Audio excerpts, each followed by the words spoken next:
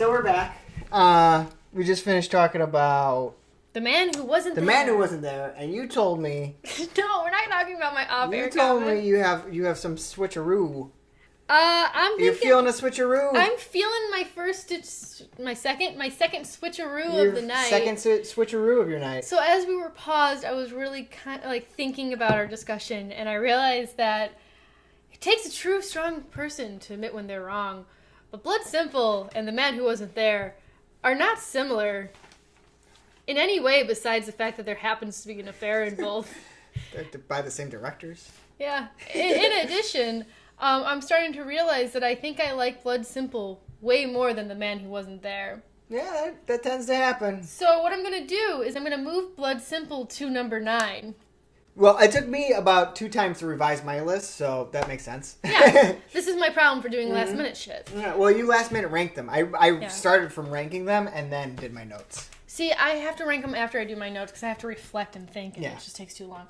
Right now, I'm going to put the man who wasn't there at 11, where Blood Simple used to be, but I don't remember what's at 10. All right. So it might switch with 10. We'll see. We'll figure it out. We'll find out when we get to 10. All right. Let's go to Intolerable Cruelty. Your turn first. Is it my turn first? Yeah. It's an 18er. That's the bottoms. This is what they said on IMDb. A beautiful gold digger matches wits with a shrewd Beverly Hill divorce lawyer. Also, That's a bottom one. at 18. I actually had Hudsuckers below it. Ugh. Hudsucker at least felt like a Coen Brothers That's movie. exactly why I switched it. That's the difference. You nailed it. Yeah. Intolerable Cruelty is your run-of-the-mill, rom-com-y feel to it with a Coen Brothers slight flair. It is a little extra. I do agree. It does, like, if you didn't know it was Coen Brothers, you probably wouldn't guess it was Coen Brothers. Mm-hmm. But knowing it's Coen Brothers, you can kind of see The little Coen the Brothers-y... little tinges of Coen Brothers-ness. But on the whole, it's just kind of a bad rom-com. Yeah. Nah. It's not very good. It follows the rom-com formula. I do appreciate it does have some twists and turns in it of just like the who's going after what, who's really feeling it. But it doesn't feel like a Coen Brothers No. movie. It really doesn't. And the thing is that it's not really. It was written by somebody else. I'm pretty sure 2 people... Oh, gosh, I can't remember their names. There's 2 people who are known for rom-coms were cast in the role with a different director, and then it fell in the Coen Brothers' lap, and they kind of refashioned it to be more Coen Brothers-y. But it wasn't originally their script. It was a refashioned script of a rom-com. Yeah. And I think taking what they could with it, I'll give them credit. There are some Coen Brother things. My favorite Coen Brother thing in this movie, though, is Wheezy Joe. Oh, the guy with the inhaler. He mixes the inhaler up with A gun. his gun. Yeah, he accidentally shoots himself in the mouth. That's pretty funny. That's a good joke. That is by far the best and only good part of this movie, in my opinion. Yeah, I think it was a good movie. Good. Yeah. As far as rom-coms go. But I don't know. It was ultimately kind of boring. Yeah. Catherine Zeta-Jones was not very good. And George Clooney was George Clooney. Very George Clooney. He played George Most Clooney. George Clooney I've ever seen. So if you don't like either of those 2, you probably won't like it. Nope. What did you feel about the Nail Yo Ass? Cedric the Entertainer was in it, and he played I forgot about his character completely. this I don't know what he was. He would take videos for a PI. Yeah, he'd get incriminating evidence people. for cheating. And the whole time, Spouses. if he got you, he'd say, "I nailed your ass! I nailed your ass!" His catchphrase. Yeah. And then it came up other places in the movie. Coen Brothers will play with this thing of things being said in the movie will be reused later or resaid later. Yeah. But that one was just it was too hacky. It was just nail your ass. I get it. Yeah. I get it. Or Thank I think at the end he has a reality show called Nailed Your Ass. Mm-hmm. I don't know. It was just not good. Not my favorite. My rewatchable rating on it is a 2. Really? I don't even remember. I would even turn this off if I saw this on. 4. I don't know. Yeah. It's still above a 3. It's still it's not in the I don't want to watch it range. If it's on and there's absolutely nothing on, I'll watch it. If absolutely nothing on, maybe I'll consider it, but maybe I'll just go read a book. There are other options. You can go on Yes. Netflix and watch whatever you want. Exactly. Now. So I guess I don't know. Now, what was the budget on this, though? Because I feel like because it was more of a rom-com and less of a Coen Brothers, I think it did better. So, budget-wise, it was $60 million. Oof. And it made probably cast. Oh, okay. No, you're right, yeah. And it probably made, it did make $120 million. So it doubled its budget. Okay. It did okay. So far, that's the highest grossing one, isn't it? 120 million? Yes, and it is the highest budget. Of course, fucking rom-coms. It's the highest budget of all their movies, except I don't know the budget of Buster Scruggs. Oh yeah, the weird thing with like streaming services is you don't get to know the budgets, right? You should know the budgets. I don't understand why I couldn't find the budget. You don't know whether they make money or not. Yeah, Netflix doesn't release those numbers. But anywho, all right, what are we on now? The Lady Killers. The Lady Killers. I noticed their career kind of does a little like it comes in waves.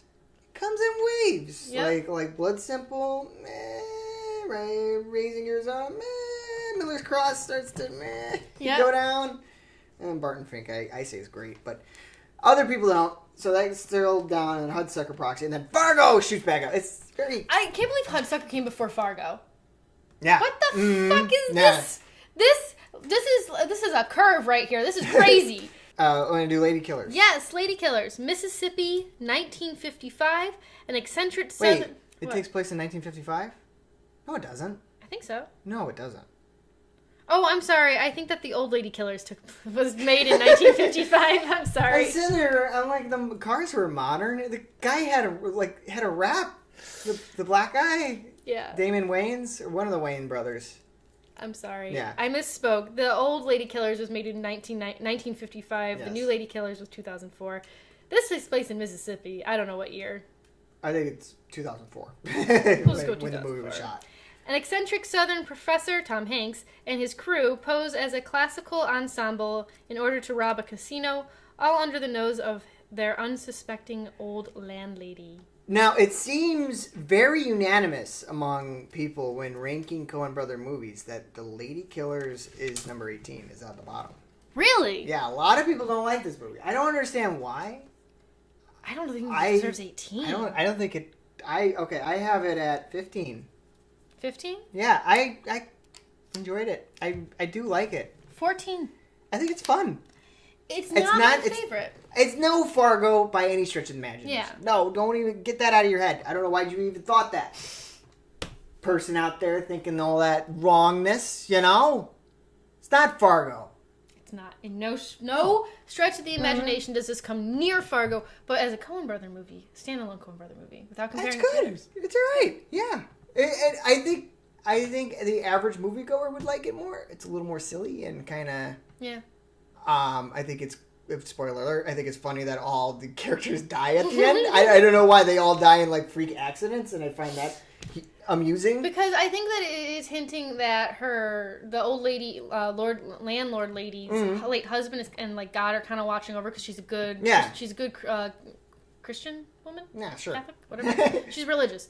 The one thing though with that, her late husband's picture like is on the wall and she talks to it, and its face picture's face changes. Yeah, like the one point when they were robbing the casino, an explosion goes off and the picture tilts and he has like like a fell face. Yeah. I thought that was a little weird. I thought it was a little hack. Yeah. In my opinion, I didn't appreciate that. I didn't like the dog. There's a dog that dies in it suffocates in a mask. Oh yeah. The gas mask. Don't like that part.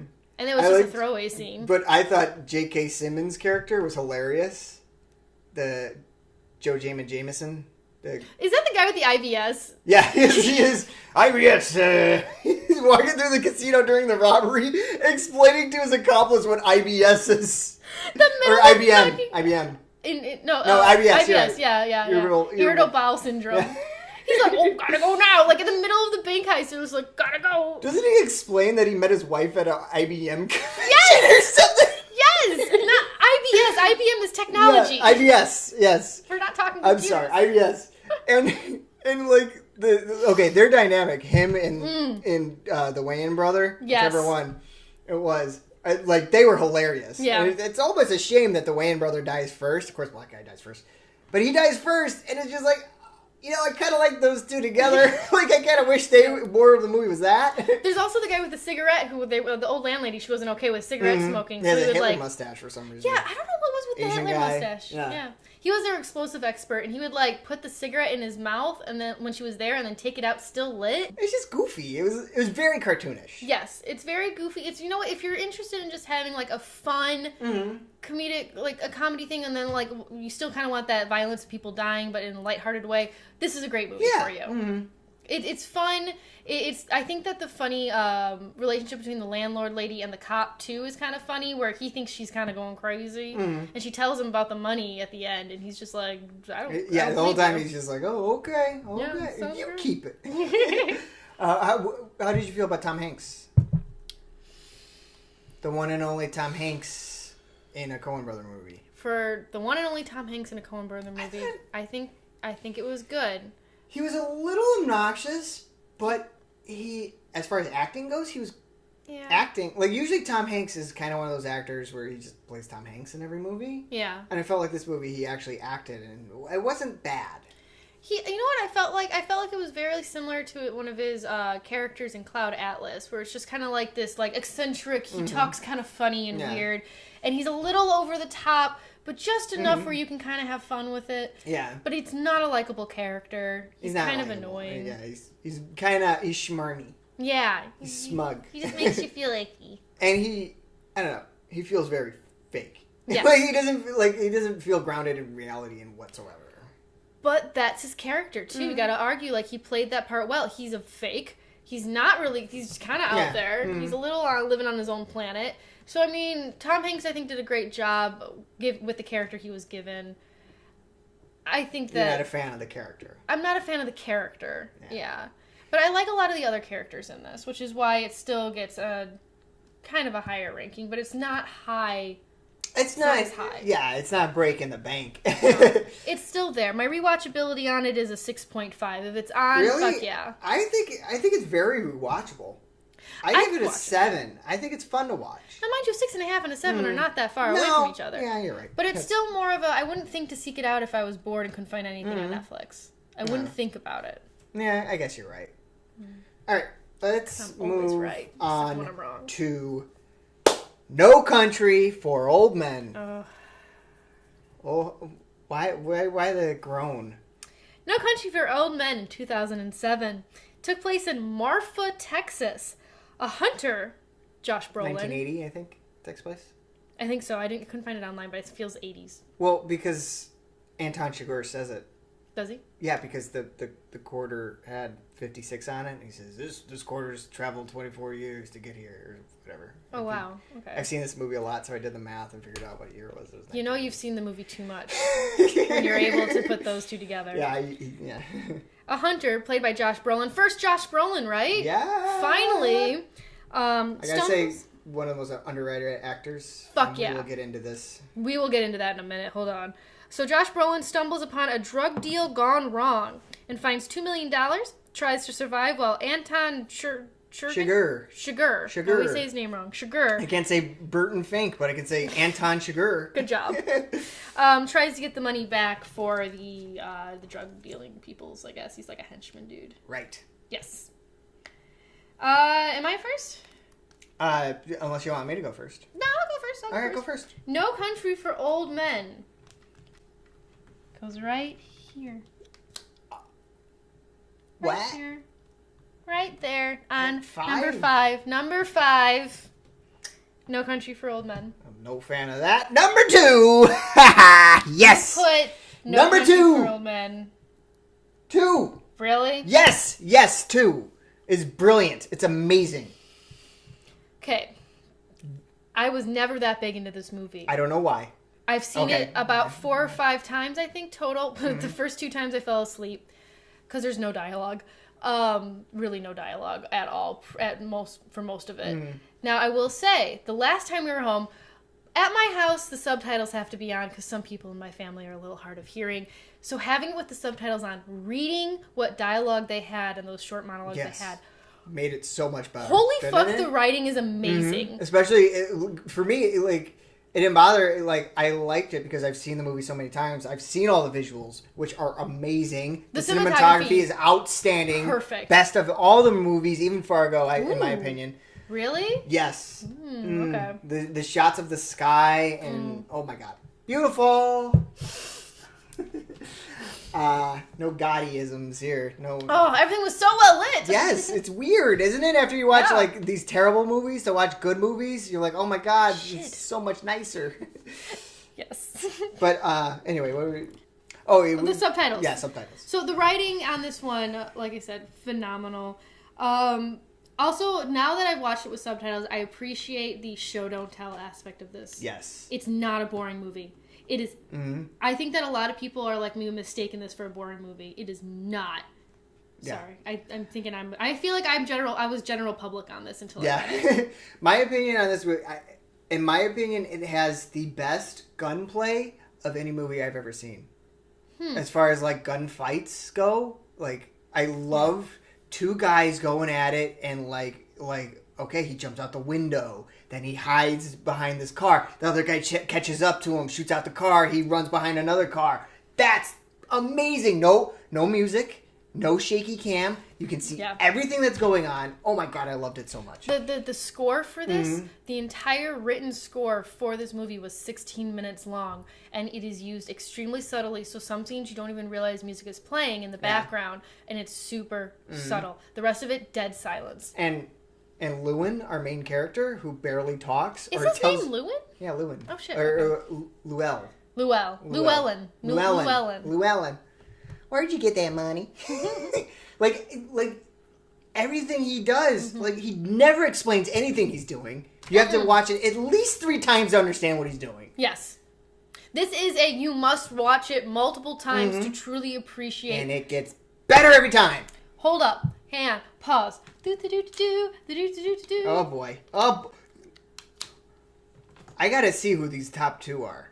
The 2 and 3 that you just did that. You put Lebowski at 5? I feel bad for moving Lebowski down, but talking about the script writing and the way that, if we're talking movies I like more, rewatchability-wise, Big Lebowski, all the way I'll rewatch it more and more. No Country for Old Men, I finally appreciate it. It is. Coen Brothers just fucking blew it out. It's just amazing. My rewatchability on it is an 8 to 9. For sure. I'll watch Big Lebowski more often, but this is just so well put together. Everything is meticulously done. Have a whiskey, drink a little. Feel like a man. Drink, watch a little No Country for Old Men. It's the closest thing to a modern Western. I was thinking about it. We don't have any, Westerns now they're still Westerns. But when Westerns were made in, the 60s and 50s? The spaghetti Westerns? Yeah, around then. That was I don't know, 100 years, give or take. So then this is close to our Western, it's 80s. Yeah, this is as close as we'll get, probably. Yeah. I don't know, I think it's cool. The one thing I do like about this movie that I was kind of appreciating as I was reading kind of more of the trivia and more about it, the 3 main characters are Tommy Lee Jones, Josh Brolin, and Anton Chigurh. They get no screen time together? No screen time together. At no point on screen do you see these people cross paths, but each one of the main characters interacts with Carla Jean, which is Josh Brolin's love interest in the movie. Each one interacts with her. The lady from Boardwalk. She is the bridge between them, and I think that just the way that they structured that was amazing, but I don't like that she, spoiler alert, died at the end. Did she? Yeah, because he checks his shoes afterwards. I read a lot up on whether or not she was dead or not. Carla Jean's questionable death, they leave it kind of open. You look into it, and you look into Anton Chigurh's behavior and his personality. She's dead. I knew she was dead when I first saw it, when he walked out and he checked his shoes. Exactly. Because in the scene before that, when the blood was coming towards his shoes, he moved his shoes away. He doesn't like blood. You remove his feet from blood anytime he's near it. Yeah. Who is Woody Harrelson? Forgot he was in that. He was freaking amazing. Oh, what about the guy in the tower that was supposed to man in the high tower? No, the guy who he was supposed to represent God. You know what I'm talking about? The what? what's his name? He's a crazy guy from Men in Black. Tommy Lee Jones? The other guy from Men in Black. The Will old Smith? guy. Old guy. He's in a lot of this. Emmett? No, it's not him. What It's the fuck are we talking about? Something. I don't know. He gets drunk a lot. He's drunk a lot. Ugh. Men in Black. He's in Men in Black. He is not Vincent D'Onofrio. Rip Torn.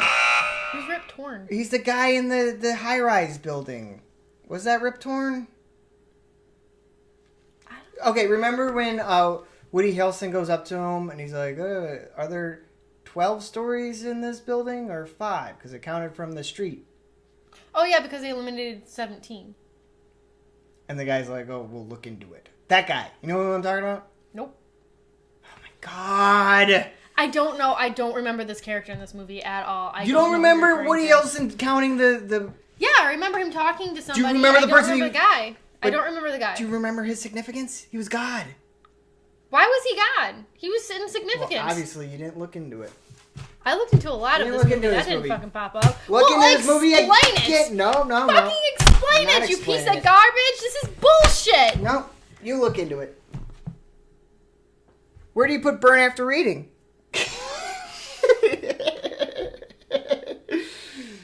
I had a fun fact. All right, fun fact.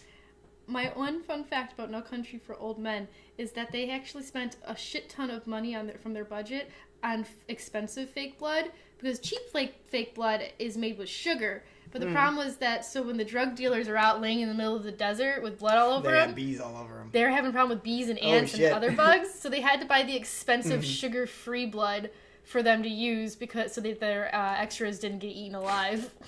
I thought that was funny. That is pretty funny. Did you read in the trivia that this movie was shot not too far away from the set of There Will Be Blood? Oh, yeah! I read that one. Yeah. And apparently the fire from the scene in There Will Be Blood where the rig catches on fire is affected No Country for Old Men's shooting. Which is... Yeah. Isn't it amazing that, like, okay... If we do P.T. Anderson, There Will Be Blood will be very high up there. We'll see. I have not very seen high up P.T. there Anderson. If we do the P.T. Anderson movies. But isn't it amazing that two like outstanding movies in my opinion, just like as far as the early 2000s, from 2000 to 2010, those two movies are probably the two best of all time of that entire decade. And they were shot so close to each other. And they fucked up each other's filming. Yeah. Wow.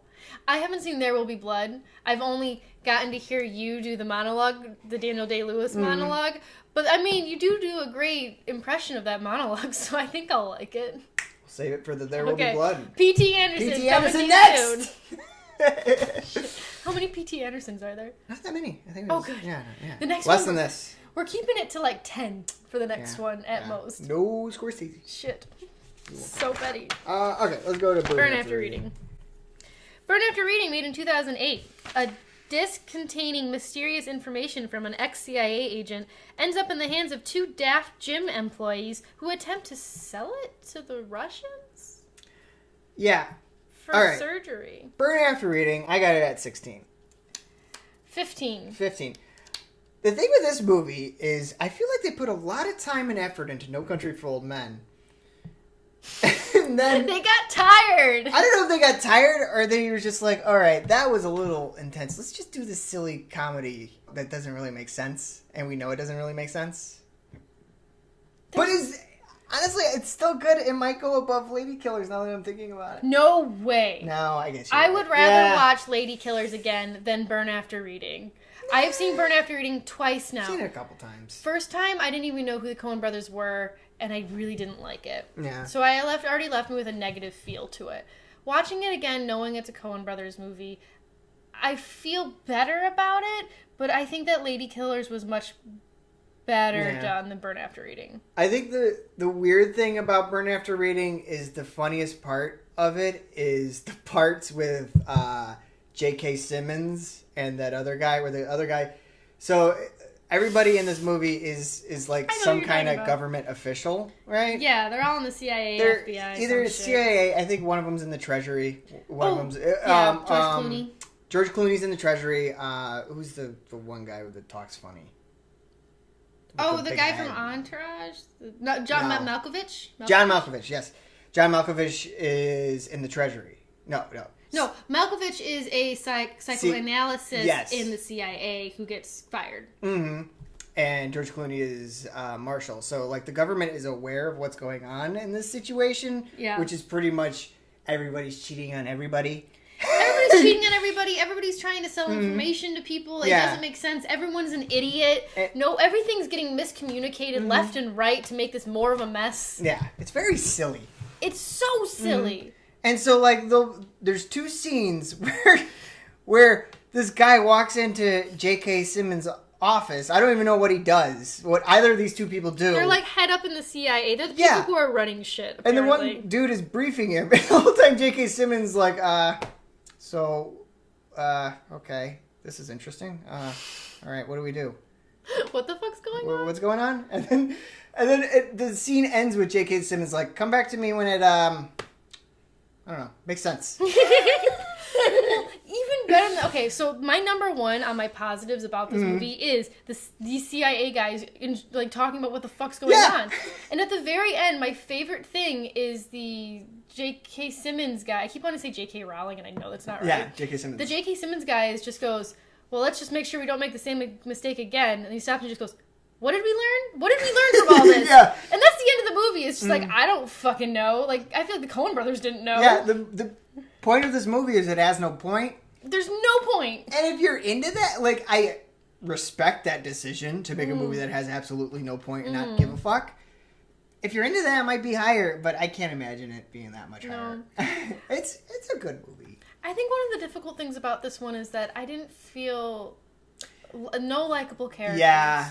There wasn't anybody to grasp to. Cold. Malkovich isn't just a blithering asshole. George Clooney is she's just stupid. Dumb. Linda Lipsy, which is Frances McDormand, is closest to likable, but what she does to Ted is unforgivable. And it's kind of shitty that she's also very dumb. Yeah, she's not very smart. She finds a disc that she doesn't know what it does, and she instantly tries to extort somebody. Yeah. Well, actually, I will say that. So her and Brad Pitt's goal. Brad Pitt is another one I found annoying, but he grew on me. He grows on me. But Brad Pitt and Linda Lipsy decide that they found this disc at their gym, and they decide they're going to blackmail the owner. And it turned out to be just memoirs. I backtrack on that. They didn't decide. They wanted to return it to him and hope that they would give him a reward to pay for her cosmetic surgery. John Malkovich's character, who the disc belongs to, gets mad and accuses them of stealing it, so then they decide to blackmail him with it, when really they were just trying to give it back as a reward. Well, Brad Pitt was stupid and he's like, I was expecting a reward. Called it like I don't know.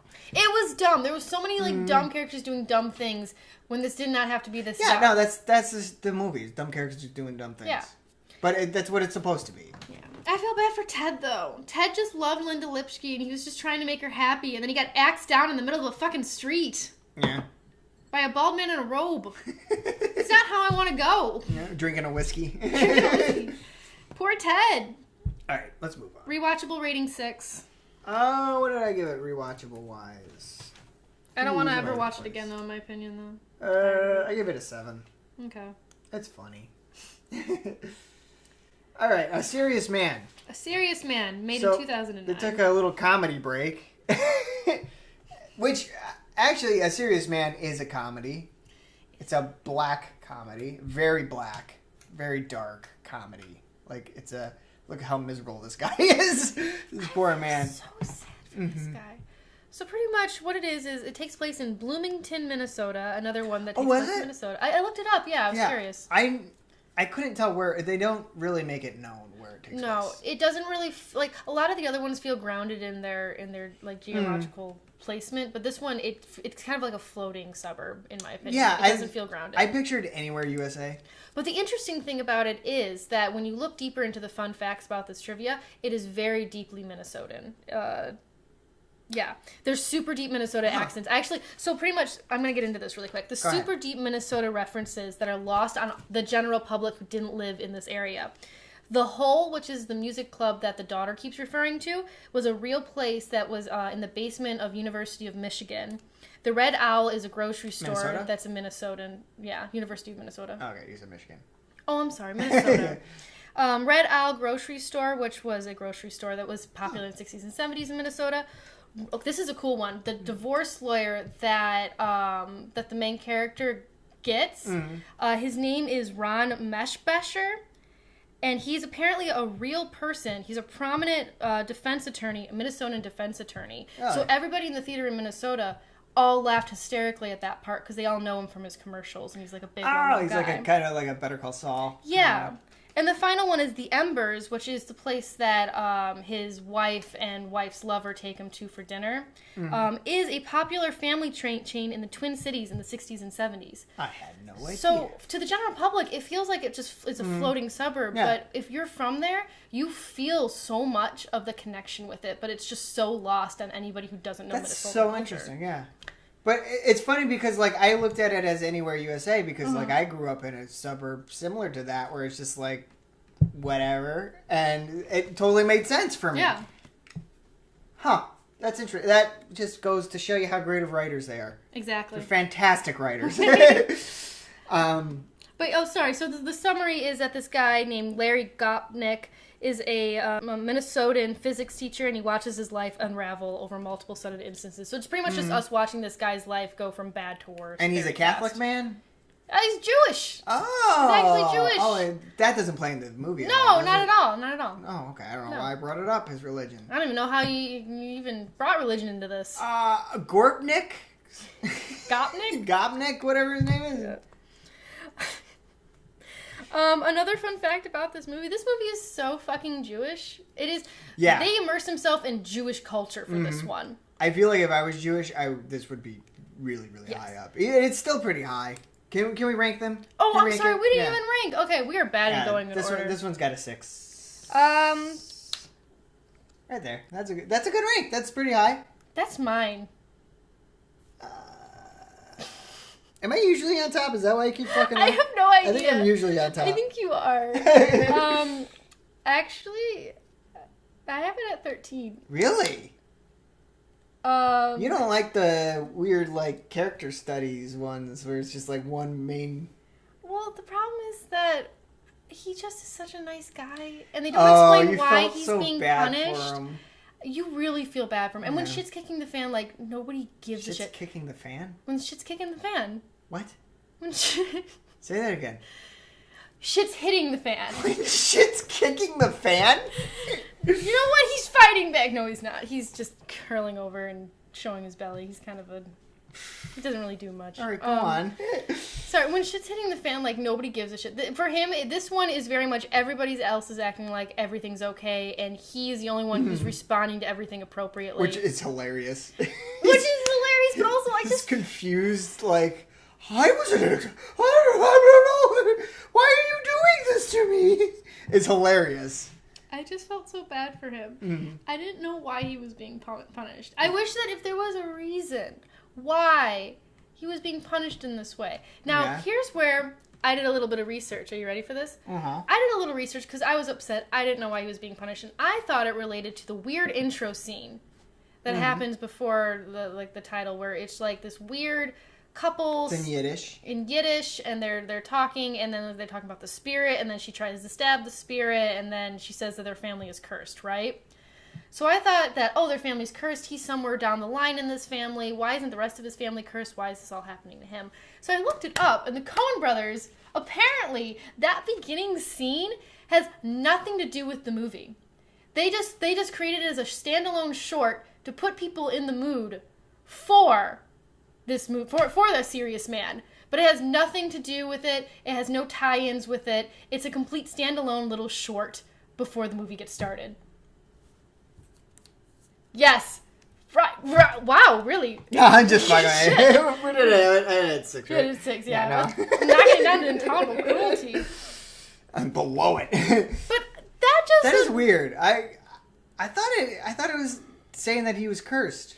But he's not. Apparently, according to the Coen Brothers, that beginning scene that would have explained his curse, nothing to do with it. They might have been stoned while they said that. I don't know. Didn't even remember the beginning scene. Weirdos. Yeah. I made it up on the spot. Just catch them at a weird day and you startled the Coen Brothers with that question, so they had to make something up. Exactly. Like, oh, we made it up. It's not related. The one thing though, I'm sorry, I feel like I'm talking a lot with this one. No. I did a lot of research on this one because it intrigued me so much. Which means it should be higher. Which means it should be higher. If a movie intrigues you, doesn't that mean it should be higher up? Like, it inspires you to look up more, so then Lady Kill, or then Oh Brother, Where Art Thou? Okay, how about this? A Man Who Wasn't There goes down to 13. But I like A Man Who Wasn't There. I can't decide. Okay, go ahead. No, dude, it's your ranking. You know what? I'm gonna leave it here for now. I'm still gonna keep it at 13. We'll have a final say. Because another fun fact that I learned about this movie that kind of makes me just kind of like a big fuck you to this movie is my favorite part of this movie was the kid getting fucking high and reading the Torah for his bar mitzvah, which I think is hilarious. That was funny. He smoked like 4 joints. He smoked a bunch, and then he decided, okay, I'm gonna go do my bar mitzvah stuff. It's really funny because he does it from his perspective of like what it's like for him to do that. Coen Brothers had the idea where they just decided that they were going to do a short about a kid getting high for his bar mitzvah. And then they started talking, and the entire rest of the story is built around that moment. For some reason. That's pretty funny. Which is interesting, but it's that sounds like something they would do. They start from like a very like simple place and then kind of explode. They're like, from what I've heard of their writing process. They never start at the beginning or end. They start somewhere with this like quick little grab. Like Barton and Fink they had Writer's Block and the picture, the ocean picture in there. I'm pretty sure that he stares at a lot. Yeah, had something to do with that too. I've heard Inside Llewyn Davis, all they went on was they wanted to make a movie about a folk singer being beaten up. Yeah, that sounds about right. Yeah. But it's these like little moments, and they took such a great moment, and then they expanded it in a way that I felt like they could have done better with it. The ending, too, I wasn't happy with. That you didn't like the tornado? They ended it with like the son about to get murdered by a tornado, and he gets a phone call that he has terminal cancer. Like, you don't know that. Well, he has a phone call that he needs to be going down to the hospital. He needs to go there because at the beginning of the movie, you see him being inspected by the doctor. Yeah. I don't know. I really like it. It's very well paced. I'll give it that. And the subtleties in the writing, like the scene. I like the scene with the Korean kid that's trying to get a better grade, and he keeps saying no, and then the kid leaves him money, and the whole movie he's wrestling with the idea of taking from the money. Like, I thought that was a really well done scene, or well done motif, I guess you could call it. I guess so, and also the motif with his brother. Yeah, who I think was big mouth guy. He was hilarious. He was great in there. Yeah. Some parts he was. I liked him in the bathroom. Yes, because he was doing something with his cyst. It's gross. Yeah. There are parts of this movie that I do like, but I really feel like it's going to stay at 13 for me, just because I don't like people getting beaten up for no reason. Mm-hmm. It bothers me. I feel like this movie, now my rewatchable rating for it is 6. I feel like if I watched it next year, it might be higher on my list. Yeah. For now, I feel like 13 is a good number for rewatchable, I got 6, but I would like to watch it again. Yeah. Like one more time. After that, I'd probably be okay with it. Yeah, I'd probably okay with leaving it a little bit. I feel like I'll start to notice some things that maybe I missed here that would make more sense for me watching it. Like the entire dentist story. Oh, that. Have you gone to the rabbi? Did he tell you the dentist story? I did like the part where they keep sending him to different rabbis and they're just not telling him anything. No, he's helpful. Just miserable. Are you good with that? Are you good? Yeah, I'm good with that. Okay. True Grit. Okay, True Grit was made in 2010. It takes place in roughly Colorado-ish, 1903. Colorado? Some parts were shot in Colorado. The river that they talk about is in Colorado. Oh, okay. So that's the only reason why they say that. A stubborn 14-year-old girl enlists the help of a tough U.S. Marshal to track down her father's murderer. Ooh, yeah. tantalizing. Yeah, I gotta say, it sounds good. Mm-hmm. I put this movie at 6. Did you really? I did. I put this one at 10. Wow. And I kind of want to move it up. I'll save it for last. True Grit before the man, after the man who wasn't there. Yeah, I did. Yes, I did. I agree. You have True Grit on the bad side of the 9. Like 9 is the split. Yeah. For you've been trying to get me to watch True Grit forever. Mm-hmm. I'm surprised with how low it is on your list. Nay, I am disappointed with how low it is on your list. Let's see what happens. Okay. Let's see what happens. So. Yeah, let's see what happens. Let's talk about why. I'm very curious why it's so low on your list. I'd like to hear from you first. I mean, there's no, specific reason. It wasn't like it's a bad movie. I mean, it does kind of feel a little bit not as Coen Brothers-y at times, and just a straight Western.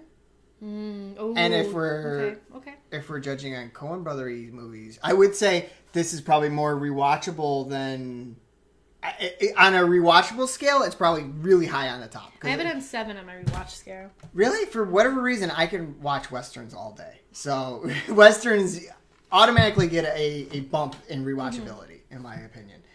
There was an original movie with True Grit. It had John Wayne in it. Yeah. And this is their recreation of it. Yeah. With a Coen Brothers-y slight flap. But yeah, no, I really like this movie.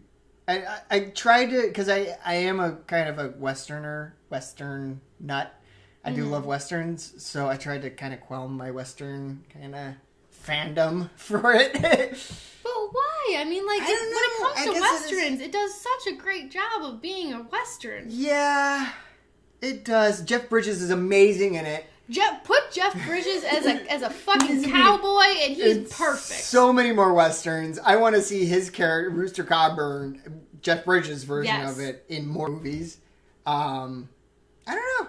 I found Matt Damon's pedophile undertones, though, given the time, a 14-year-old would be, I guess, almost being ready to wed, but it just was creepy how he treated her, and that really gave me chills. But it's strong on my list because of a strong, solid 14-year-old actress. She was badass. She was amazing the entire time through.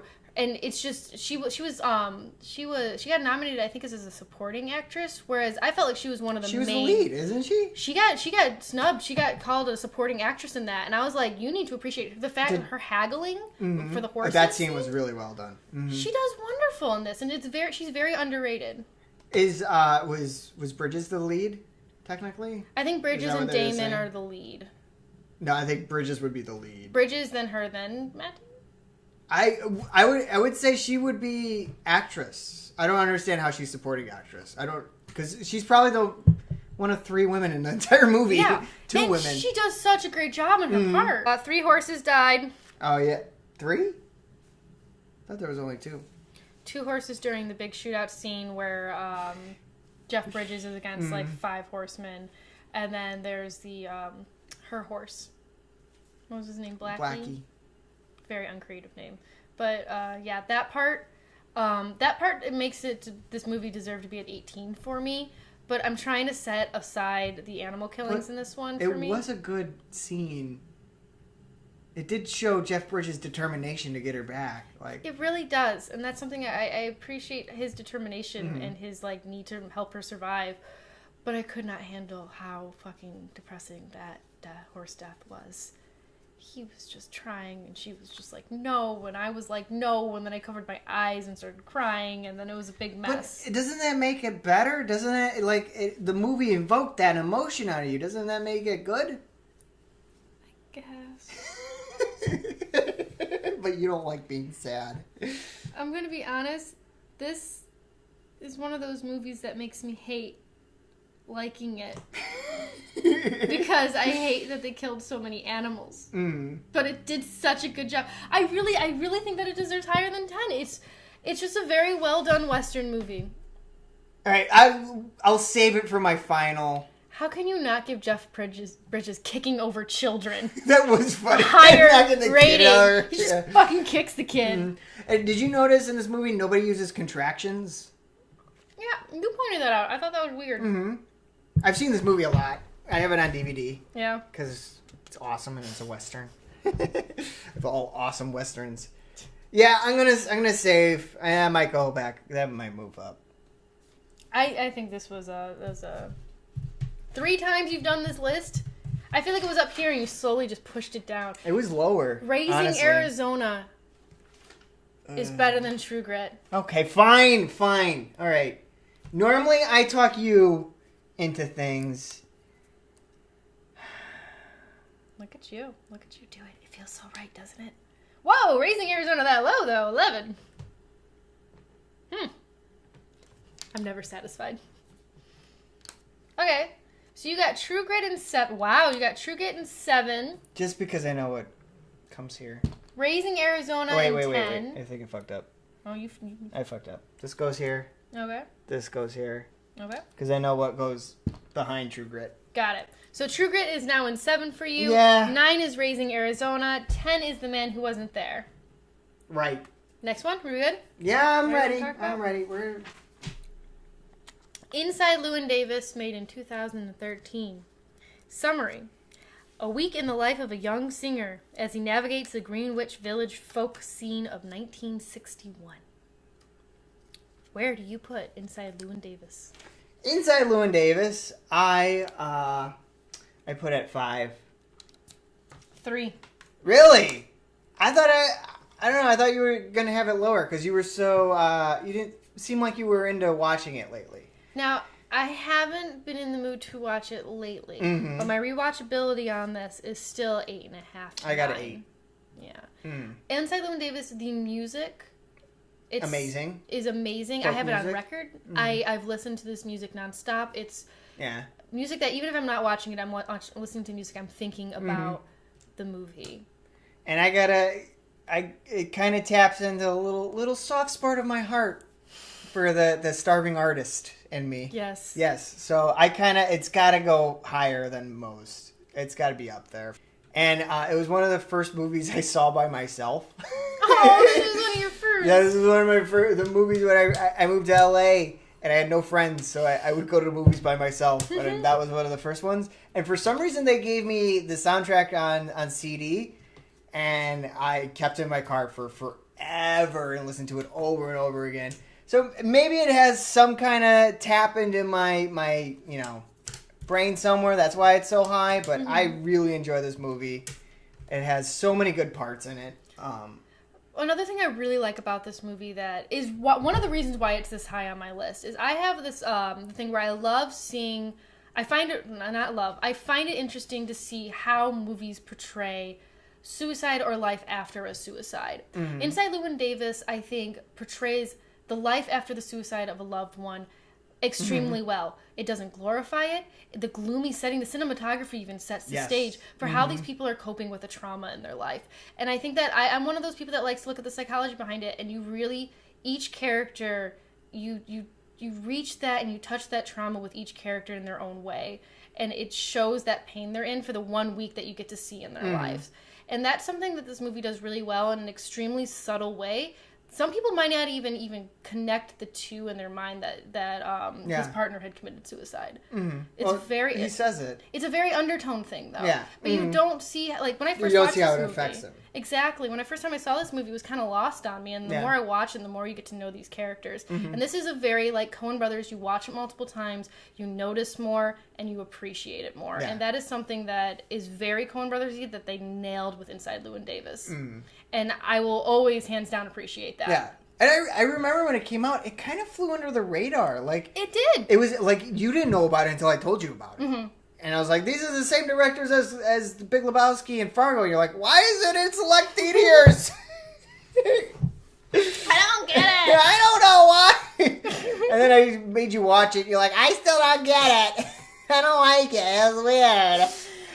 It took me 2 days, and then I was like, can we watch that again? And I love how the movie begins exactly how it ends. Yes, I always find that enjoyable. And then you think the whole movie was a flashback, and then you realize, no, this dude just gets the shit kicked out of him once a week. I thought that was so brilliant. Like, that's really well done. And it's like, the Coen Brothers are so great at making movies that have no point to them. Right. But you're still entertained. Like, the movie ends the same way it begins. Like, this person's life doesn't advance at all, but you were still interested the whole way through. It's so fascinating. It is, and I feel like that's something that they do really well that I couldn't even tell you another director that has done no plot well. No character development arc. Yeah. Well, why should I be invested in a character without a plot? But they really show you why you should be invested in people's lives if they don't have a plot to them. And it sucks to try to explain why people should watch their movies. Exactly! Because you go like, oh, you should really watch this movie. Why? Well, it's about this barber that doesn't really do anything. Oh, that sounds boring. No, it's great! Just watch it, trust me. And the thing is that even when you do recommend it to like somebody to watch it, they come back to you the first time around. They tell you how they didn't like it and they didn't get it. I'm like, okay, tell me in a week you didn't like it. Give yourself 3 days and then come talk to me. That is a Coen Brother movie. You need to sit on it. Yeah. I remember The Big Lebowski, the first Coen Brother movie I ever watched. I watched it. I hated it. And then the next day, I was still mad about it. And I was like, I kind of want to watch that again. So I watched it again. And then I go, I still don't like it. So the next day I woke up, I go, I got to watch that again. I go, well, this movie made me watch it 3 times, so fuck it, I think I like it.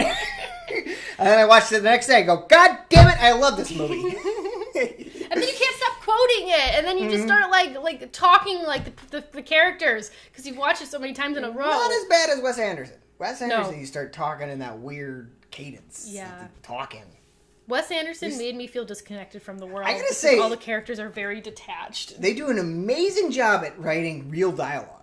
Yes. It feels very like I'm overhearing conversations at like parties and stuff. I don't know. They capture the common man, as Barton Fink would say. Exactly. Almost there. All right, final break. Final of 18. Yes. We got 2 more left, you guys. Thanks for hanging in there. Based on how long this is, I'm guessing it's a 2-parter. Be very surprised if it's not. Maybe. We'll see. Who cares? The people that are interested in watching this, they'll sit through it. I guess, won't they? I don't know. I'd like to think so. I like to think that we're not the only 2 people who are absolutely obsessed with Coen Brother movies. Yeah. Well, my top 5 is done. Yeah, really. You already got your 5. And I got a feeling I know what's 2 for you. Can we do pricks? Pricks? Predictions? No, there's 2 left. You got a 50-50 chance. So I know. fuck off. I want to see. Try to figure out which ones. Oh, really? It's not that hard. Let's start with number 17 now. All right. I'm getting rid of your picks idea. We got Hail Caesar. Hail Caesar, made in 2016. A Hollywood fixer played by Josh Brolin works to keep the studio's stars in line in this 1950s drama set in Los Angeles, California. Comedy, not drama. Yeah. Sorry, we're going so long. It's just like, damn, my brain feels fried. Yeah. I tried that as best I could. Where would you put Hail Caesar? Hail Caesar, I had at 7. Oh, True Grit bumped it down to 8. Hold on. Hold up. All right. That's why I did that. So that goes there. So The Man Who Wasn't There moved to 11. Raising Arizona moved to 10. And this is gonna go to 8. And Hail Caesar goes to 8. Hail Caesar goes to 8. Damn. Yes. Hail Caesar's number 2. Yeah, I had a feeling for that. Yeah. You really like that movie. It makes me so happy, and it's so Coen Brothers. It is very Coen Brothers. Yeah. I feel like whereas Fargo got the Coen Brother drama down perfect, Hail Caesar got the Coen Brother comedy down. Lebowski and Hail Caesar are tied for like getting their comedies down, but in my opinion, these are my 2 favorites of their 2 separate genres: their drama and their comedy. I love Hail Caesar. I could see the behind the scenes look at Hollywood through the eyes of Josh Brolin's character is fun. Hobie Doyle is like it. Wonderful. It's number 8 for me. It's so low for you. I think it's too high for you. Caesar. I love Hobie Doyle and Carlotta. I love Hobie Doyle's scene with Ray Fiennes. Ray Fiennes. His name always throws me for a loop. Lawrence. Yes, and George Clooney and the Communists. Frances McDormand scene. Let's name the cast of this movie.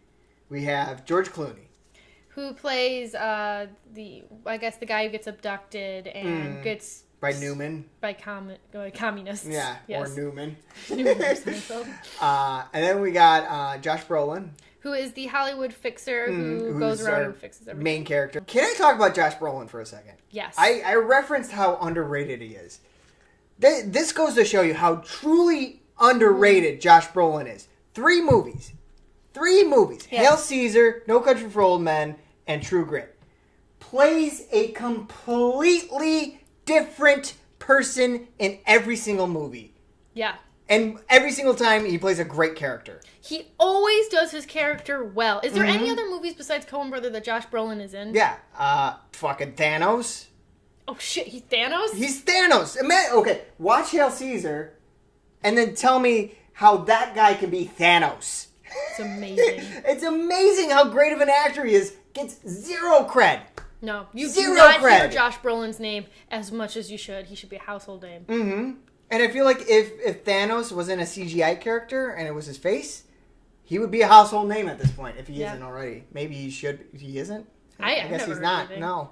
I agree. I think that he is an extremely talented actor, and I think that Hail Caesar he really shines in, and it really shows his character really well. Especially because that's the only comedy I can think of him doing. I know he's in Deadpool 2. I haven't seen it. Oh, I have not seen Deadpool. He plays Cable. He plays Deadpool's sidekick. Oh. Yeah. And I'm sure he does fantastic because he's a great actor. Yeah. You know? So, yeah. That's just the rant I had to go on for. Anyway, the rest of the cast. Scarlett Johansson. Scarlett Johansson is, she kind of plays she's supposed to be like the sweetheart of Hollywood, but in reality, she's kind of this abrasive. Yeah, in reactuality. Reactuality. She falls in love with Jonah Hill's character. And yeah, there's Jonah Hill. Jonah Hill's in it, which is weird. The cast on this movie is ridiculous. And that was my note for this movie is that for an all-star cast, the way they balance it is so well done. Usually an all-star cast gets kind of bogged down by each star. And even George Clooney, he is playing George Clooney, but it makes sense for the character because the character is an actor that you're supposed to be so distracted by that you can't lose sight of the character. So probably the most brilliant written character for George Clooney, in my opinion, because that's all George Clooney does. Hey, I'm George Clooney. Well, the thing is with Coen Brothers is Coen Brothers writes parts specifically with people specifically in mind. George Clooney, for any part that I think had George Clooney, was specifically written for George Clooney. These things are, John Goodman's characters are usually written out beforehand. John Turturro, which you haven't seen in a while. Where's he been at? Doing Transformers movies. Oh, bad choice.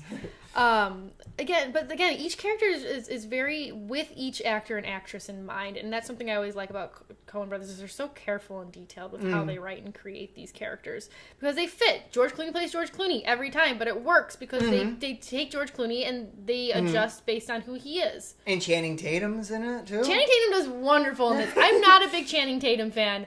But when he has that little dog and they do that leap onto the submarine, my heart I'm just like, what the fuck is wrong with this guy? Why would you do that? He's scolds it as all the people that helped him lost every single dime they ever had. It's so cute. Oh my god. This movie makes me happy. It's just the right amount of silly and I'm just kind of I gotta say, it is a great comedy. It is. Yeah. Frances McDermott, her one scene in this is one of the best scenes. She gets her scarf caught in the editing film thing. spool. And she delivers her lines so well. Everything's well written. The entire thing around him asking all the different heads of different religious branches to come in was well done. I can't think there's only maybe 2 or 3 scenes in this movie that I don't like. Yeah, I gotta say. And it's weird because I don't think this one did so well with critics. No. What was the box office stuff on it? Box office we got, for Hail Caesar, it was a budget of $22 million, and it made $63.6 million. That's not bad. Good. Yeah. That's not bad. Have we not done the box office for a while? No, we have not. True Grit, budget was $38 million. Box office, I think this might be their most successful. Box office was $252.3 million. That makes sense for True Grit. They made well over $200 million. They made almost $500 million, $250 million on that movie. Yeah. Wow. That makes sense. True Grit it was your mainstream Western. It was your mainstream Coen. Serious Man was a budget of $7 million, box office of $31.4. Good job. Burn After Reading, box office of $37 million, or budget of $37 million, box office 163 point scribble. million. Nice. No Country, also very successful. 25 million budget with 171.6 million box office. Wow. I wouldn't have guessed that well for that. Yeah. Yeah, that's crazy well. You know what? I kind of remember when that one came out on, it got good word of mouth. Oh, okay. So probably first 2 weeks it probably did shit. Mm-hmm. And then it started getting nominated for Academy Awards, and then it started snowballing, and then people started going seeing it. See, isn't it nice when the Academy Awards actually promote a good movie? Yeah, yeah. That's when you gotta give it credit. Mm-hmm. And did I say The Lady Killers yet? No. The Lady Killers was a budget of $35 million with a box office of 76.7 million. So Coen Brothers have been making money lately. Good for them. Yes, Good they've for been them. making a lot of money. No more the days of Miller's Crossing, Burton Fink, and Huck's Sucker's Proxy, where you tanked. I did find that something interesting on this that I haven't really spoke about for the other three in this, but they have 4 movies that they call their unofficial idiot series. Oh, really? Now, Can I try to guess them? Yes. Hail Caesar is the last of the 4. So what were the other 3? So there's 4? There's 4 unofficial idiots. Unofficial idiots. Burn After Reading has to be one. Yes. So you have 2 so far because you have Hail Caesar. Intolerable Cruelty? Yep. And Hudsucker? Nope. Really? Weirdly enough, Hudsucker is not part of the idiot series. The Dude? Nope. Oh, Brother, Where Art Thou? Oh, According okay. to Coen Brothers, that's their unofficial idiot series. I don't quite understand what makes it that. Yeah, I don't know why Oh Brother Where Art Thou. I get the other ones. Because they're idiots. Just a bunch of morons. Yeah. is the goal. But I thought that was really weird because I felt like there was a lot more with that idiot undertone in it. But no, I guess that's the 4 they considered their idiot series. Yeah. I dig it. Rewatchability on Hail Caesar.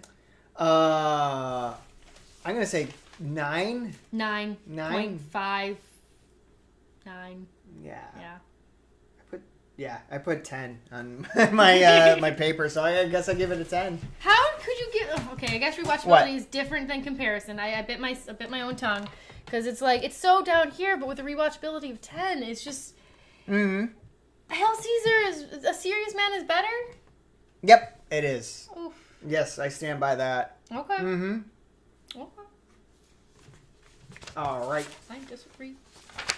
Last one. The Ballad of Buster Scruggs Just and came Other out. Western Stories, 2018. So there's 6 stories in this movie. It's an anthology. Yeah, 6 stories of life and violence in the Old West, which everyone thought was going to be like a mini Netflix series. Mm-hmm. I like that they were kind of like, no, fuck it, we don't do series, we do movies. Because they didn't like the open-endedness. Yeah. Mm-hmm. Yeah, I remember when it first was announced, and it turned out it was going to be a miniseries, which I was like, fucking A. Yeah. A Western miniseries, that sounds awesome. And then it turned out to be a movie, and I was cool with that, too. Mm-hmm. Like, I would be totally down for another Western movie. I think I would like them to take over superhero movies, in my opinion. I wouldn't mind the Coen Brothers dabbling in superhero movies. No. Coen Brothers making a superhero movie? I could see them doing one good one. It would be like a super kind of movie, though. Like super. Oh, like super? Like Yeah. Yeah. If they did a superhero movie, it wouldn't be some Marvel shit. It'd be some kind of weird thing where the superhero kind of just... That movie's so good. I love Super. Super. What But were we're you talking about saying? Buster Scruggs. Sorry, well, let's go back to Buster Scruggs. Yeah. We'll talk about Super another time. This one is a little hard for me to review because there are 6 stories, and I have different feels about each one. But let's just start with the overall rating. I think they know it by now. Yeah. Mine's at 10. Dude, that's my fucking set. You have it at 9. I have it at 10. Oh. Okay, I guess we'll just go backward on the fucking shit. You're orange, I'm purple.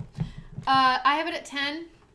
I noticed you have it at 9. Yeah, it's I try. I mean, I did this for Wes Anderson, where I put the newest one in the middle, just because it doesn't have the staying power that I know of. I gotta wait a little bit.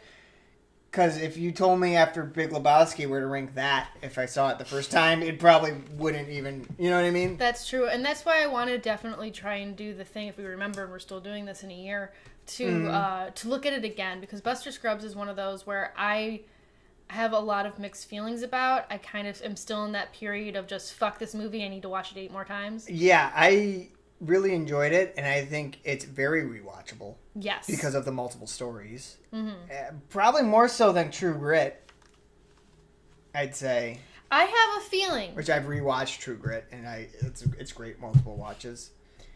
I have a hunch that if I watch Ballad of Buster Scruggs, it will go above True Grit. I have a feeling that if I watch it too, it might move a little. I think it's going to crawl up. I don't want it to, though, because there's so many parts of this that I have a fucking issue with. All right, let's go segment by segment. Okay, let's start with story 1. Okay, story 1 is the Ballad of Buster Scruggs, which I think was one of the weaker ones. It was not my favorite. I think it was only weak in the sense that I wasn't a big fan of the actor who played Scruggs. Yeah. Which is the guy, he's... Same guy in Oh Brother, Where Art Thou? Yeah, he's the, He had fake teeth. I noticed that. They bothered me. They bothered me a lot. I don't know why. He's fine. I like the way he killed Surly Joe. Where he kicked the table. Yeah, he kicks the table and Surly Joe shoots himself. And this is on Netflix, so if you're afraid of spoilers, just go over there and watch it. Yeah. Fucking pause, like you've been doing this entire time, and go watch Buster Scruggs and come back. Yeah, then you can join the conversation. You can do that with A Serious Man. That's on Netflix. No Country. That's on Netflix. Big Lebowski's on Netflix. Fargo was on Netflix for a while. Or was on Prime. Still is. Inside Llewyn Davis, I think is. That's it. So watch all those. All my top row is on Netflix apparently. Burn After Reading is on. Burn After Reading is. Yeah, you're right. Anyways. I thought that it was, again, I kind of agree. It was kind of there. It was kind of fine. It didn't really stand out too much. I didn't like his third wall break. Coen Brothers are... Fourth wall. I didn't like his fourth wall break when he was talking to the camera. That kind of annoyed me. No, I got it. I got what they were doing with it. I kind of liked it. That didn't bother me. I get fourth wall breaks in, like, Big Lebowski with... there isn't one. Yeah, there is. Oh, with Sam Elliott? The narrator. Yeah.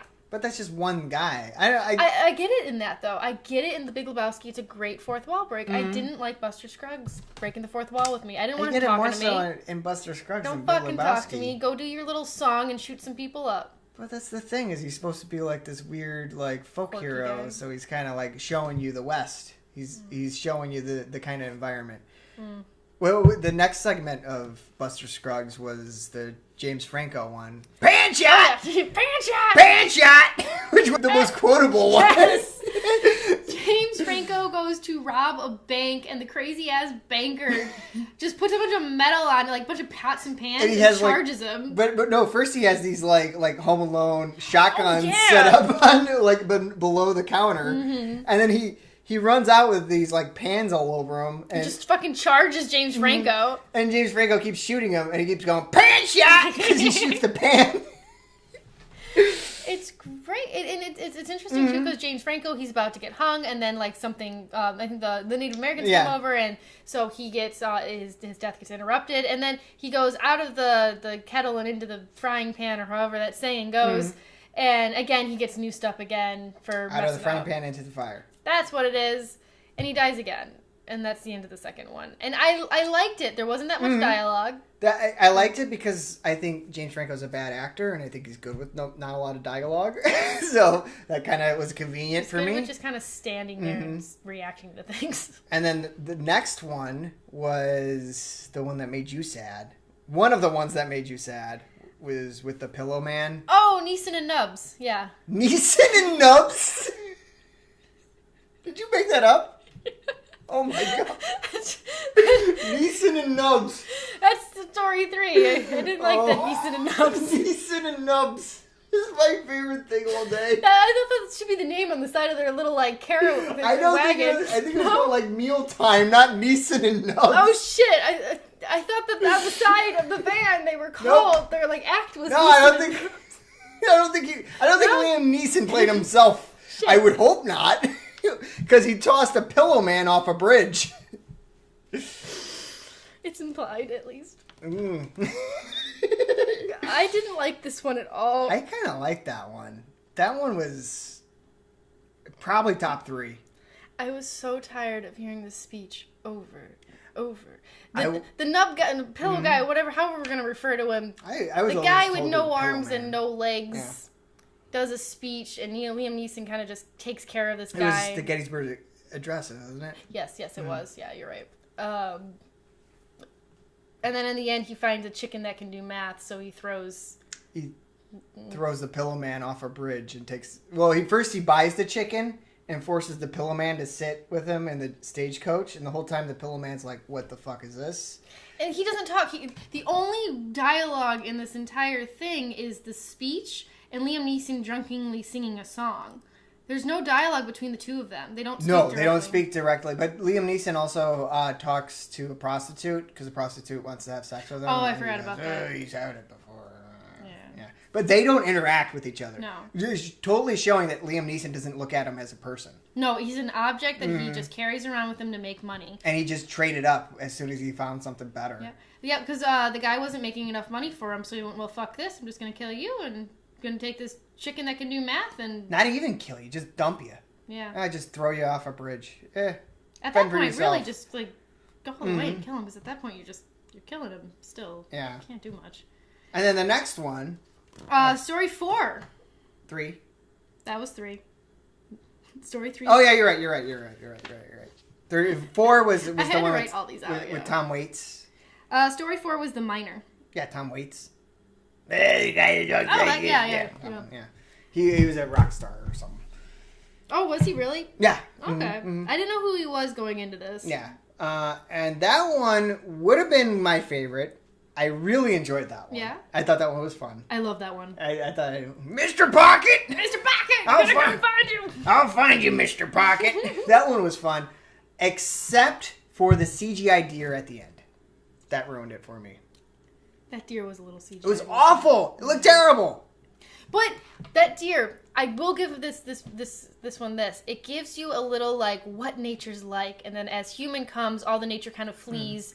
The drama happens with the humans leave, and the nature comes back to the land. Yeah. And the music in it is really well done. The storytelling with the miner is very great at show don't tell. The old partner comes in when he finds the gold, kills him. You think the miner's dead, and they take a nice long time to really let you think that miner's dead for the pop-up scare. Even show you the him bleeding out. Like that was a great segment. That's why I love that one so much. Was so well done. They showed the guy that shot him. So the miner was digging in a hole, looking for some gold, looking for Mr. Pocket, which was a pocket of gold, and he finally finds it. He's like, "Oh, there's my Mr. Pocket! I found Mr. Pocket!" And then, pow! He gets shot. So he's laying in there, and he gets shot in like the back right here. Like right. Lower, just above the kidney. Yeah. Yeah. So he's laying down there, and the guy that shot him is just sitting on top of the hole. I think he smokes a cigarette. He kind of checks his gun. A little cigarette. Yeah, and like they keep like showing him like maybe an over the shoulder shot, and every single time they show the prospector, he's bleeding more. You can see the blood stain slowly expanding on his shirt. The continuity of it is perfect, perfectly done too. Remind me a lot of Barton Fink when Barton Fink slaps the mosquito on the lady and the blood kind of spreads. Yeah, that is a good scene. But and then eventually you find out that the miner is still alive, and he shoots the other guy. And then he goes to. I just thought it was so brilliant how they did that, where it just like solidified. Oh, he's dead. Yeah, he's definitely dead. He's bleeding more. Definitely dead, bleeding more. He ain't moving. Mm-hmm. Then he kills him and then goes in the river and be like, "You only got my guts! You only got my guts! Went clean through! Clean through! Mr. Pocket's mine!" Which I thought the motif was everybody dies. Because the first few, everybody dies, and you just kind of get used to that layout of just waiting for the main character to die. Yeah. And the miner, I think, is the only one that survives. He takes the gold and he leaves. The last one. We'll get into the last one interpretation. In a second. Yeah. And then we have the Oregon Trail. Story 5 is the wagons. Oregon Trail. Which you're not happy about. No, I'm not. You know what the thing is? Okay. This one makes me hate the Coen Brothers. A true, deep... I have a love-hate with them. Because this fucking short story... I hated it and I loved it at the same time. Mm-hmm. I hated it because what they did with it. So pretty much, let me explain it. Let me outline it really quick first. Brother and sister are gonna go on this trail to Oregon. He has some crazy business deal there, and he's gonna pretty much wed his sister off to the boss so that he could solidify his job and make a lot of money. They're on the trail. The brother dies, and the girl is asking like one of the Oregon Trail guys to help her because her stagecoach kid, her boy, is expecting he was in black, more so money. We can say that. Yeah. He's wanting more money, so the guy starts to help her more, and as they help, a romanticness between them kind of grows, and he wants to marry her. She's like, okay, sure, why not? I'll just marry you. I have nothing else going on for me. And they're like kind of cute together. I think they're going to work out. I think they're going to be happy. Of course, I'm waiting for the other shoe to drop. And then she goes off and gets attacked by some Native Americans, and the other caravan guy defends her and tells her, as like the Native Americans are coming, like, listen, if I die, you need to shoot yourself in the head because they're going to treat you like shit. So she's like, okay, and she's terrified. And so he goes off and he defends against the Native Americans. One of the Native Americans hit him in the back of the head, so he falls. He looks dead, comes back, saves everybody from the Native Americans. Cool. Problem is, she thought he was dead, and she shot herself in the head because she thought that he was dead. And it actually is based on an old Western story called The Girl with Rattled Nerves. Yeah. And she dies, and he has to go back, and the end is him trying to find a way to tell the other trail guy that the woman that he loved died. I did notice that when because the whole movie is somebody turning a book. Like in between the segments is they turn the page on the next book. And like if you read at the bottom line, it says that I didn't know what to say to the other guy. Exactly. Mm-hmm. And I don't know why. The thing is, okay, so this one, a little thing that happens in it too that kind of stirs all these bad things happening is that her brother had a yappy dog that was really annoying. Oh yeah. And so the trail head guy is like, hey, I need the one she was going to marry. Yeah, it's just like, hey, I'm going to kill this dog because it's really annoying everybody. And she's like, that's fine. It was my brother's dog. I don't give a fuck. And of course, you know how I feel about animals dying. So he takes it off and he scares it off instead of shooting it because he doesn't want to hurt her feelings, I think, is my storyline. Well, he doesn't. He says it's scared off. Yeah. And I thought, well, you really just shot the dog. And then you hear him like barking in the background for all of it, like he's following the caravan. And at the end, she goes and looks for him, and that's how she gets caught by the Native Americans by herself, as she goes to look for the dog. This is why I hate Coen Brothers. This is why I hate Coen Brothers. I have never wished an animal dead before, but I was like, why the fuck couldn't you have killed the dog so that the lovers could just go off and be in Oregon and be happy? I never wished that until Coen Brothers made me do it. They made you wish death upon a dog. I hated that feeling because that dog was really annoying, and their love, I just believe, could have been just like this really cute thing. And the guy was trying to get off the caravan, and he said, "Oh, I'm going to get married and settle down." And all of that is dashed because of a fucking dog. And you have no idea how much that hurts me to say that. Well, the dog kind of alerted them of the natives coming to attack them. Did he not? He kind of put them in that situation. Well, she shouldn't have gone after and outside the caravan, but whatever. But the thing is, another thing that makes me hate Coen Brothers is I appreciate that they went that route with the story. Mm-hmm. It wouldn't have been a good story without the tragedy, and I hate that because it was by far one of the ones that caught my interest the most, and one of the ones that really upset me the most. Doesn't that make it great? I was very unsettled by that one. But doesn't that make it great? I know, and that's why I hate Coen Brothers. Because you want to love it. It hurts. And then the final one where the devil and the guy are talking to some people. Story 6 is the carriage ride. About halfway through, I think I agree with your theory. It is the devil taking a carriage full of people. Yeah, I think it's the devil full of people. Yeah. I found that one boring. That one I felt like I would like the second time I watched it. Mm-hmm. Speaking of rewatchability, what did you give it? 7.5. I gave it a 10 because I really want to watch it again. Because I want to watch that last segment again because I feel like I would understand it a little bit better. And B, it's a Western, and Westerns automatically have a surplus point in rewatchability for me. I give this one a 7.5 because I know I need to watch this one again, but I do so begrudgingly. You're very upset about... But this is my response after I've watched a lot of these. Inside Llewyn Davis when he leaves the cat in the car. Oh, yeah. You do have a very visceral, guttural reaction to some of these. True Grit when they killed Blackie. I get very upset. These movies, Oh, brother, we're out there when the frog and the cows. I get really mad.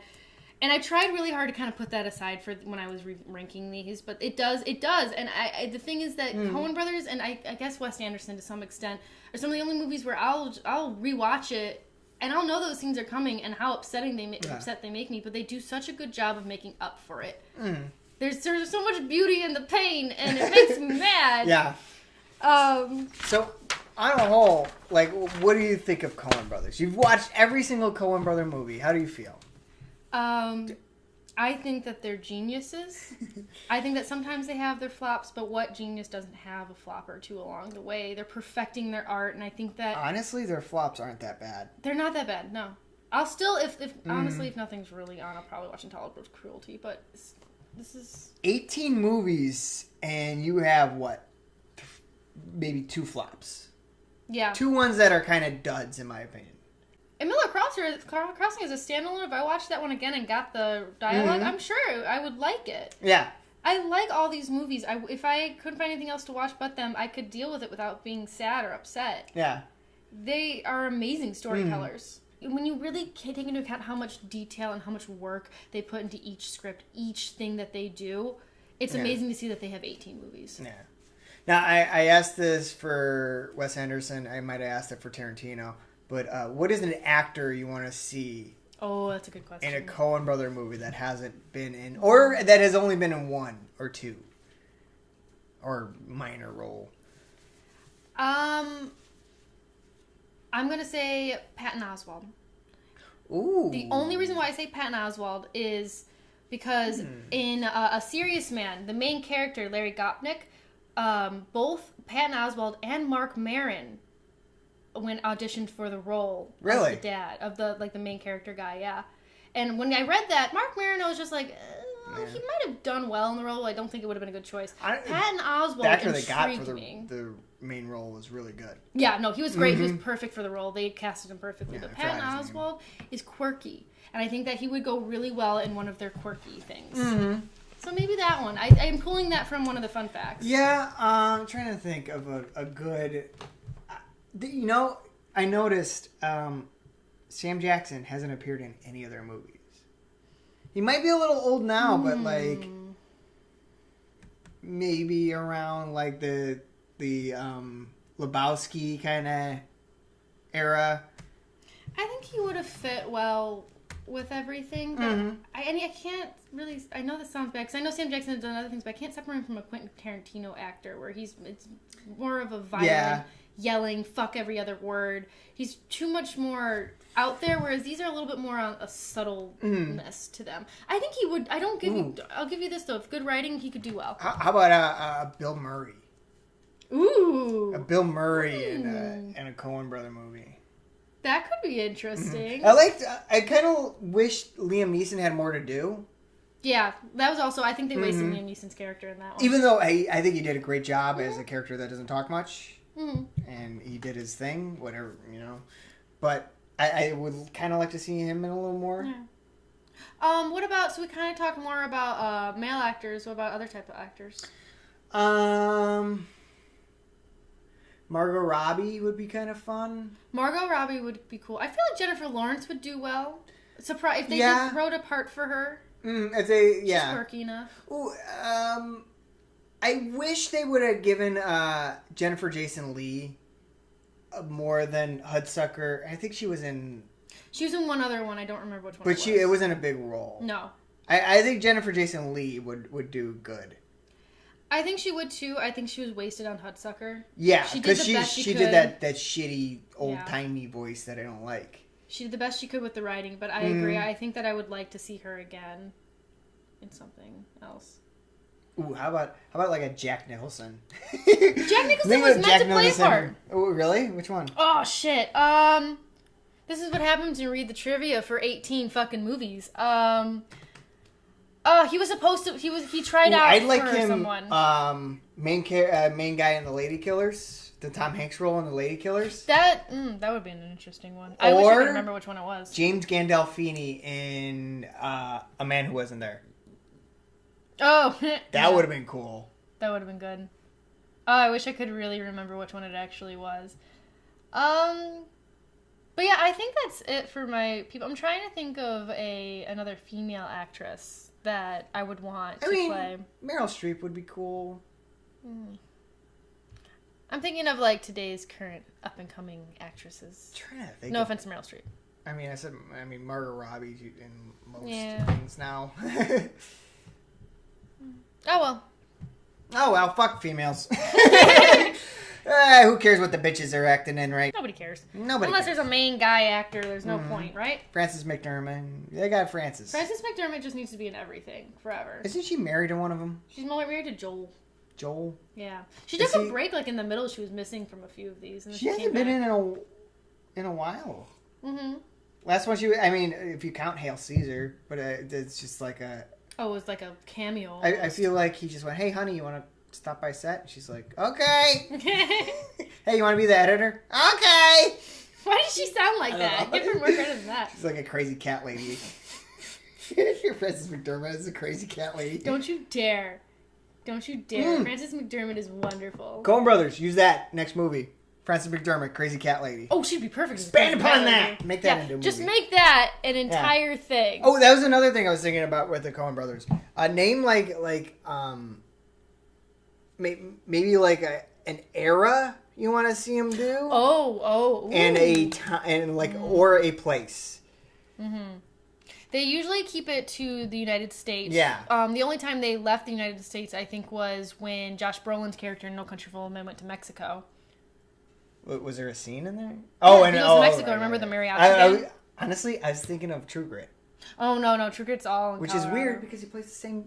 He's in both movies, but plays completely different character. That's very true. I mean, maybe this is a little biased, but like a Chicago accent. I was just thinking Chicago myself, personally. I think that a Chicago one would be great. Because they got East Coast, and then they got up north, and then they got down south. They got Texas, and they got Mississippi. They got... how about a little Boston love? Ooh, Boston would be cool. Boston. You know what? I'd like to see one in Maine. In Maine? Make something of that. There you go. Get some bees, some Maine Coons. How about some a little Stephen King Coen Brother crossover action? Ooh, I don't know. I think that would be a little too difficult. Oh, how about a Coen Brother horror movie? They do thriller well. They do suspense well. I feel like they could maybe do horror. People call Barton Fink a horror at times. No, I do not agree with that at all. No. Maybe thriller. I mean, it does have a very dreamlike quality to it. But that doesn't necessarily mean horror. Yeah, I mean, there's a serial killer involved. Woo! Serial killers involved in every genre. Doesn't mean it's horror. All right, I think we're done with this. I think we're done. This was 3 to 4 months in the making. Thank you all who made it to the end. Thank you for making it to the end with us. Don't forget to like, subscribe, share with your friends. I hate how you say that like it was tough. Oh no, we had to watch great movies over 3 to 4 months. How dare you? I wasn't referring to it as that. I was referring to it as more like this really fun journey that we got to do. Mm-hmm. That at times was a little stressful, sometimes fun, sometimes it was boring, but it was entertaining. You know what the most frustrating, hardest part about it was? Ranking it? Besides ranking it. What? Which I forgot to tell you. Final thoughts? Do you want to move anything? Oh, I'm happy. I'm happy right now. I'm very happy right now. Until next year. Until next year. But the other frustrating thing was watching the movies and not being able to talk to you about them. We haven't talked about a Coen Brother movie in 3 to 4 months. If we started, it was... Yeah, save it for the show, honey. Oh, no. Yeah, and that was painful, and now I get to say everything that I was feeling and bottling up for 4 months. Yeah. Which was very freeing. Yeah. Overall, I think Coen Brothers are probably my favorite filmmakers at the moment. I want to say Tarantino, but like as far like 18 movies, and I was enjoyed for all 18. Yeah. I'm not enjoyed for... I don't enjoy 18 Star Wars movies. You know? Please, no. Let's not make it 18. How many is it now? There's 2 trilogies. 9. 9 plus... they're getting close. They're getting close. Plus 2 others. They're going 3 others. It's too much. Then there's gonna be Boba Fett and. No, I heard those are canceled. All right, we're done. We're not. Goodbye. Star Wars. Bye.